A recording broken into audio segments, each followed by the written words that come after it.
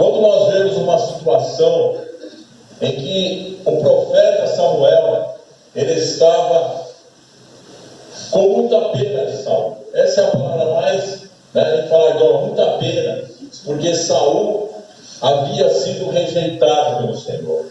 Mas tudo, existe um motivo para que algo aconteça na vida do homem, para que realmente nós possamos ver as atitudes de uma pessoa, o qual às vezes ele é separado por Deus para determinada obra, ou até mesmo ao primeiro rei de Israel, como foi Saul.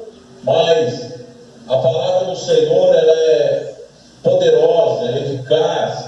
A palavra do Senhor, nós precisamos atentar a ela para as nossas vidas, porque tudo aquilo que nós fazemos, se for fora daquilo que Deus falou, então não adianta nós acharmos que estamos fazendo alguma coisa certa, porque estamos fazendo totalmente errado.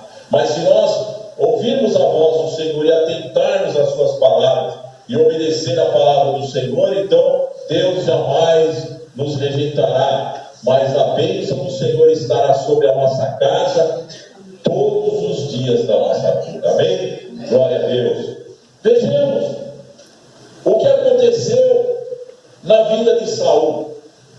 Saul, ele sendo menor na casa do seu pai, ele foi escolhido para ser rei de Israel, porque o povo de Israel não atentou uma coisa importante, porque quem era o rei de Israel? Era o próprio Deus, Deus era o rei de Israel. E chega um dia que aquele povo vem e diz assim: nós queremos ter um rei assim como tem as outras nações. Então Samuel, quando ouviu esta palavra, ele ficou muito triste, porque ele era o juiz de Israel, ele era o profeta de Israel. Mas Deus olha para ele e diz assim: Samuel, não fique triste, porque o povo não está rejeitando você, está rejeitando a mim, porque eu sou o rei de Israel. Eles tinham o maior rei de todos os reis. Eles tinham o Deus Todo-Poderoso que sempre defendia as suas guerras, que lutava por eles, que quando os povos se levantavam para guerrear contra o povo de Israel, Deus então trovejava do céu, Deus derramava chuvas de pedra, Deus abalava os reinos que não podiam chegar diante do povo de Israel para vencê-los, mas Deus os defendia de uma forma maravilhosa.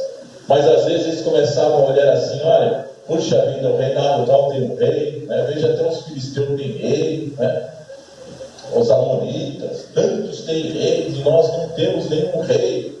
Nós precisamos de um para ser como outras nações. Mas foi bem avisado: vocês querem um rei? Mas sabe de uma coisa, quando esse rei for constituído sobre vocês, vocês vão ter que pagar impostos. E até aquele momento eles não pagavam imposto. Vocês vão ter que pagar imposto. O rei vai ser dono das suas terras, o rei vai tomar as suas filhas como esposa. Vocês serão subjugados por esse rei, terão que obedecer às suas ordens. Vocês têm certeza daquilo que vocês estão pedindo? Tudo bem, nós queremos dessa forma. Então Deus constituiu um rei sobre Israel, e o primeiro rei foi Saul. Amém? Glória a Deus. Saul, sem pensar naquilo que ele poderia ser, mas chegou um dia em que ele foi buscar alguns animais do seu pai que havia se perdido. Ele foi buscar, foi procurar, aí ele tem um encontro com Samuel, e Samuel olha para ele, e o Senhor falou que é ele que havia escolhido para ser rei sobre Israel, e ele é ungido diante do profeta, e ali ele é separado para ser o primeiro rei de Israel.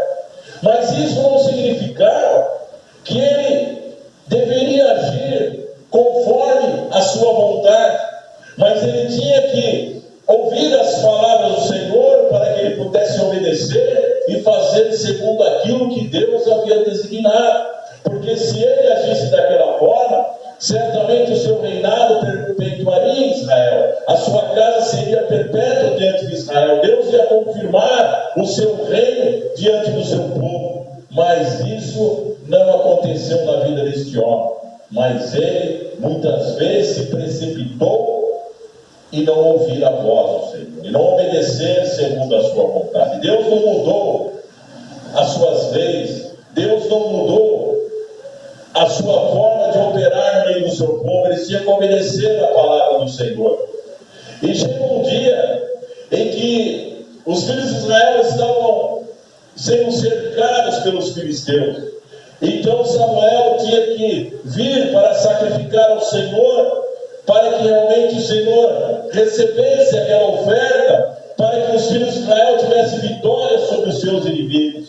Então chegou um momento em que Saul se sentiu tão apertado pelo povo, tão apertado, porque muitos soldados também se debandaram do exército, porque eles estavam aguardando o profeta Samuel para o sacrifício. E ali o que aconteceu? Saul se sentiu tão pressionado que ele mesmo resolveu ser um sacerdote.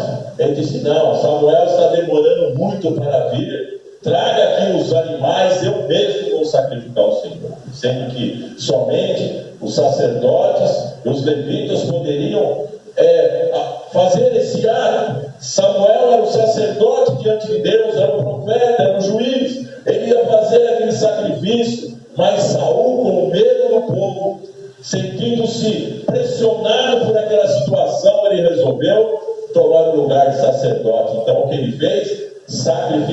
Sacrificou diante de Deus os bois, as ovelhas, e ele fez aquele sacrifício. E quando ele faz aquele sacrifício, quem aparece ali?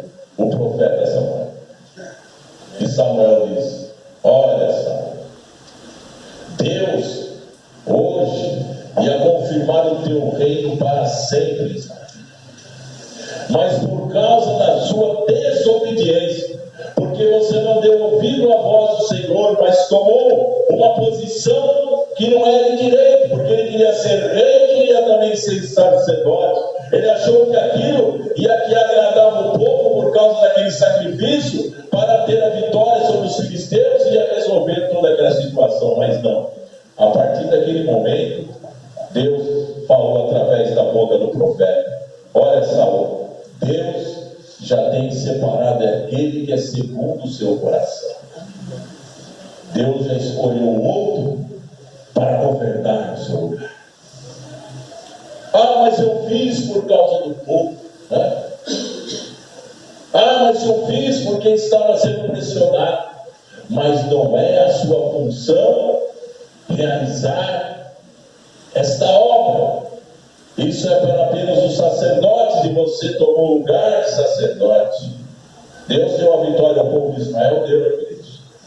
Mas ali foi o primeiro momento em que Saul foi rejeitado para ser rei sobre Israel. Quer dizer, as suas descendências já estavam rejeitadas, porque eles obedeceram a voz do Senhor.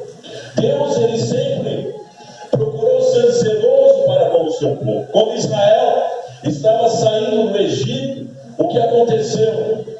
Amaleque se colocou contra o povo de Israel. Ele levantou o seu exército para impedir a caminhada do povo de Deus. E naquela época Moisés, que estava direcionando o povo segundo a vontade do Senhor, ele envia Josué e os seus homens para guerrear contra Amaleque. E naquela guerra, a palavra de Deus diz que quando Moisés estava com as mãos estendidas, Josué prevalecia contra os amalequitas.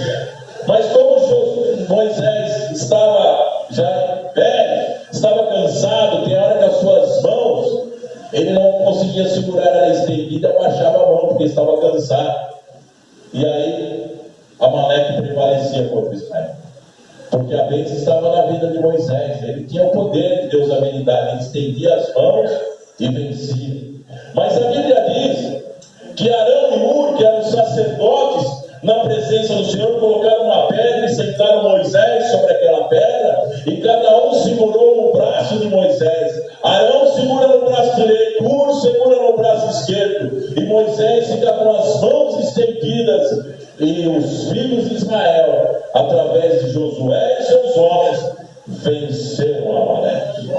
Veja que coisa maravilhosa, né? Deus deu a vitória por causa da sabedoria daqueles sacerdotes que sabiam que se as mãos de Moisés estivessem estendidas,